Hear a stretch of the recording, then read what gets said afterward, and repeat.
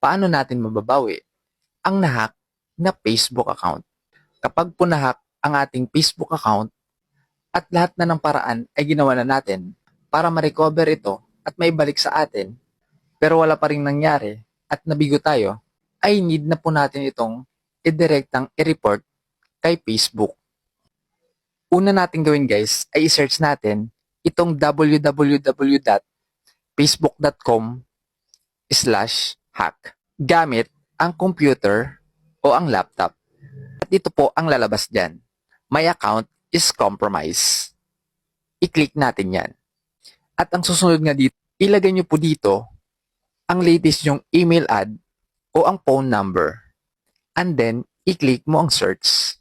At kapag lumabas na dito, ang inyong account, ay ilagay nyo dito ang huling password na ginamit nyo bago papalitan ng hacker. At i-click mo lang ang continue.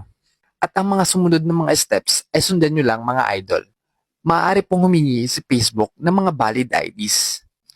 And then, picturean nyo lang ito. Patunay lamang po ito na ikaw ang may-ari ng account. At para na rin maibalik sa inyo ang inyong Facebook account. Paano nga ba i-delete lahat ng conversation sa Messenger? Marami na rin na nakakalam nito pero kung hindi mo pa alam, ay sundan mo lang ang steps na ito. Punta ka lang sa Messenger at i-click mo lang itong kachat mo. Sa ibang settings ay may 3 dots taas. Yun ang i-click nyo at makikita nyo dun ang delete conversation. At sa ibang Messenger naman ay i-slide mo lang itong kachat mo. At makikita mo dito ang more. I-click mo yan. At i-click mo itong delete. At dito guys, ay i-click ulit ang delete.